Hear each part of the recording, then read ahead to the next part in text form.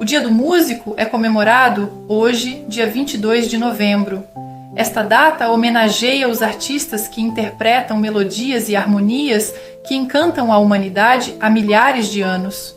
O Dia do Músico é comemorado no mesmo dia de Santa Cecília, padroeira dos músicos e bastante reconhecida pelos católicos no Brasil. Agora vamos em busca de mais conhecimentos para a nossa harmonia espiritual, chamando Luciana para mais perguntas e respostas do Livro dos Espíritos. Vamos para outra abordagem bastante interessante sobre os minerais e as plantas. É com você, Lu. Vamos sim, Angel. Começando pela pergunta 585. Que pensais da divisão da natureza em 3 reinos, ou ainda em 2 classes, os seres orgânicos e os seres inorgânicos? Alguns fazem da espécie humana um 4º reino. Qual dessas divisões é a preferível? Todas são boas, e isso depende do ponto de vista. Encarado sob o aspecto material, não há senão seres orgânicos e seres inorgânicos. Do ponto de vista moral, há, evidentemente, 4 graus.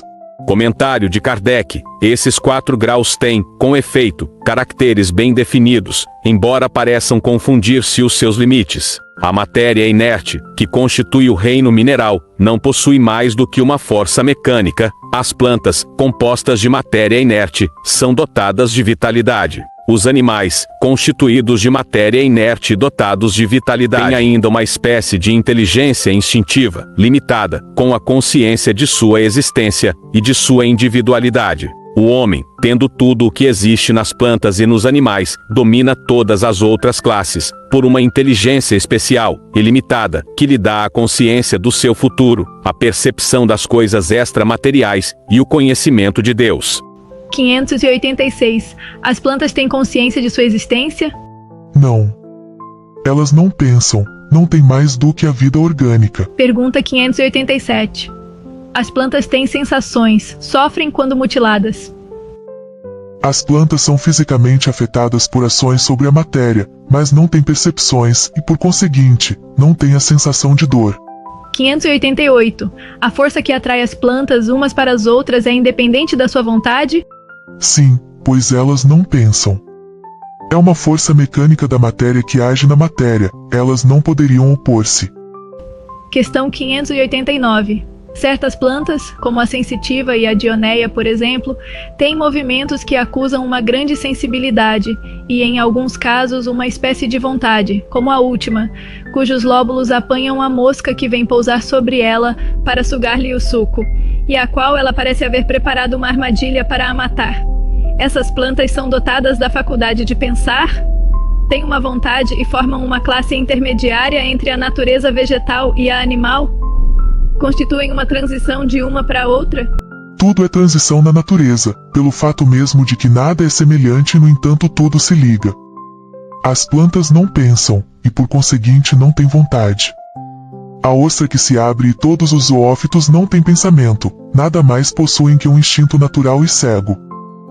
Comentário de Kardec. O organismo humano nos fornece exemplos de movimentos análogos, sem a participação da vontade, como as funções digestivas e circulatórias. O piloro se fecha ao contato de certos corpos, para negar-lhes passagem. O mesmo deve acontecer com a sensitiva, na qual os movimentos não implicam absolutamente a necessidade de uma percepção, e menos ainda de uma vontade.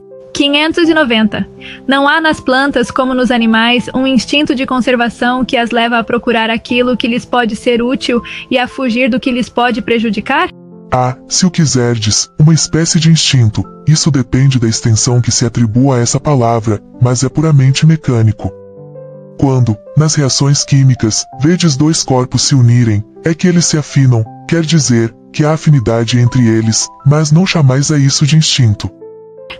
E finalmente a pergunta 591. Nos mundos superiores as plantas são, como os outros seres, de natureza mais perfeita?